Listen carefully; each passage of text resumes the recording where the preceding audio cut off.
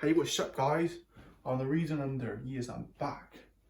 Now, after talking about the Cartesian form of a complex number, we're going to talk about the polar form, the polar coordinate form.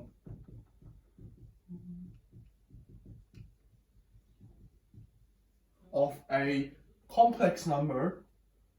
Let's say we have a complex number 4 plus 4i, and then on a Cartesian plane, instead of the y, we put the imaginary part in we put in the coefficient of I, and then on the x-axis we put the real number in. We put the real part in, the coefficient of real part. In this case, the real part is just 4, so we know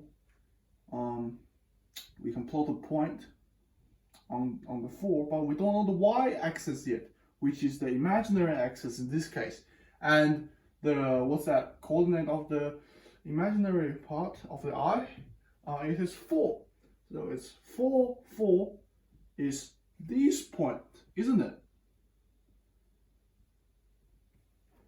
And then, guys, think about this. If we join this point with the origin, with a line, that's such a bad line. It should be straight, guys. Let me fix this. Okay, all good. Still pretty bad, but you take it, guys. And then you will see that it forms like a little right angle triangle there. And with the right angle triangle, immediately think about right angle trig. What you will notice is that this red line that joins the origin and the coordinate of the real coefficient and the imaginary coefficient, this line is the hypotenuse of the right angle triangle.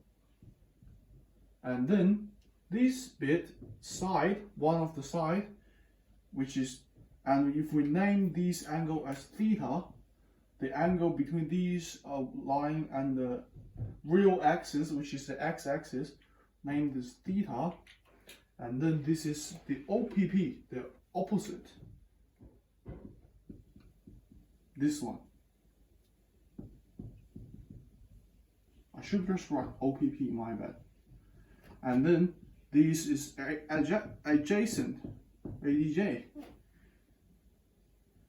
And guys, think about this.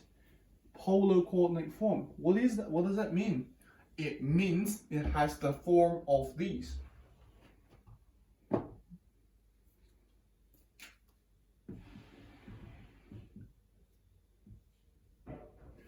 This is like a right angle triangle without this length. Yeah, write it like that.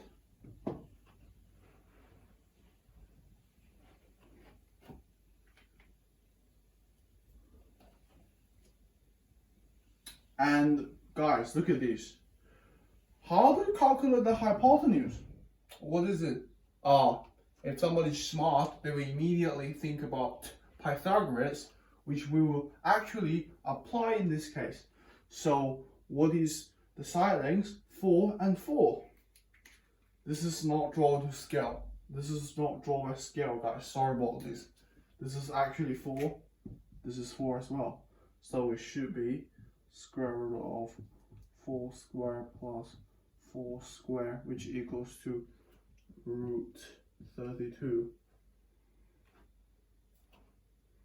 You can simplify that.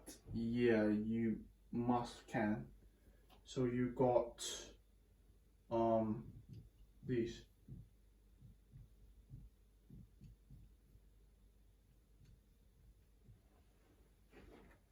And you will see that from Pythagoras, we notice that the hypotenuse length is actually 4 times root 2.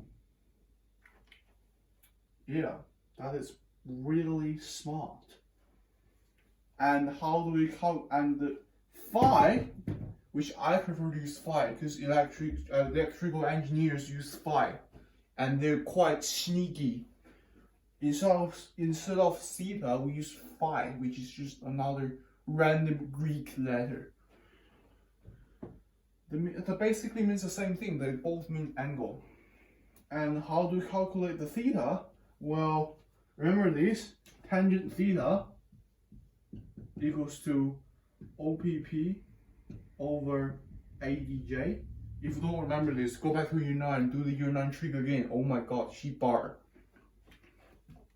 And what you notice is that it is quite sneaky because we can use arctangent of OPP over ADJ, and that equals to theta. And we have both formulas to find out the complex number in the polar coordinate form, which in this case theta would be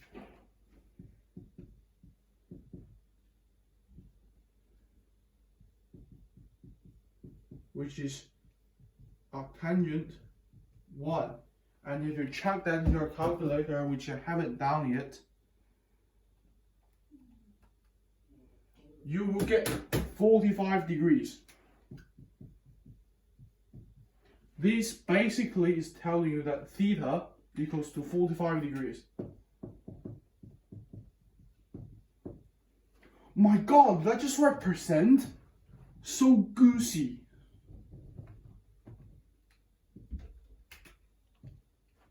Should be degrees, not percent. Very dumb. And you find out that in Cartesian form, it's 4 plus 4i, and that equals to, when it is in polar coordinate form, which is because the length of the hypotenuse is 4 times root 2, and then with the angle of 45 degrees. Yep. And then this is Cartesian form. This is polar form. Have to remember this. These are very important. This is a fundamental of complex number. Okay? Very sneaky.